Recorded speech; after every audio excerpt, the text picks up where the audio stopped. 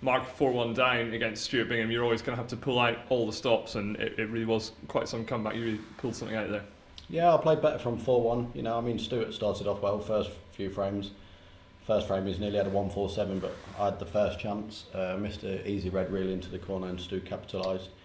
And even the first 3 frames I felt like I had a chance of some degree, just didn't really do anything, and Stu's obviously a world-class player and he's always going to stamp on that, and took his chances very well. And then after the interval I just thought, look, just come out there and just carry on and just try and get some momentum. If I get a chance, try and get on with it. I lost the frame to go 4-1, and then same as always, your back's against the wall and you just sort of relax and let your arm go, and then before you know it, you're 4-all and decide it's anybody's.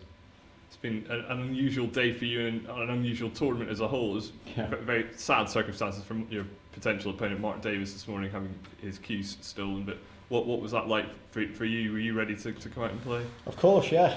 Obviously I seen Mark last night on the practice table, and then I seen him today as well, so when Martin Clark come over to me and told me that I was not going to be playing because Mark got his cue stolen, I was more in shock than anything else, because I still seen him at the venue, but obviously that was him coming over to tell the officials that he wasn't going to play. So yeah, I mean, terrible situation, you know. I mean, obviously all he'd done is, fair enough, he's left his cue outside his car and he drove off, just a mistake, but you don't expect to go back and it not to be there, you know. Obviously like, it's just the world we live in nowadays, you know. You can't seem to put anything anyway. And how was that in terms of getting ready for tonight? You were obviously ready to go out there this morning. Was a lot of waiting around? Was that kind of okay on yours?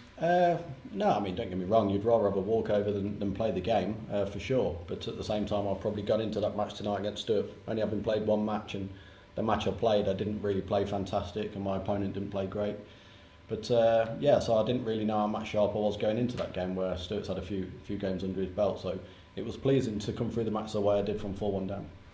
Yeah, I'm sure you'd never have imagined that in a 1-2-8 player event you'd find yourself in the quarterfinals having only played 2 games. Yeah, I'm surprised Stuart turned up. I thought something else was going to happen, or he'd sort of lose his way and can't find the venue, or sleep in and not wake up till 10 o'clock at night.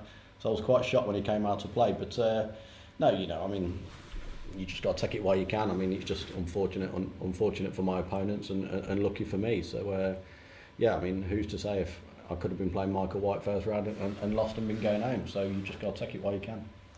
Ding up next. It's actually the way the format for this tournament works out is actually quite a grueling final few days with some double sessions all the way. Do you think that your freshness, having only played 2 matches, actually could be a bit of a factor over the weekend? I'm not so sure, because like you say, obviously, yeah, you're going to be fresh. You've not played as many matches, but then on the other hand, obviously, you've not played as many matches, so you're not as sharp as your opponents.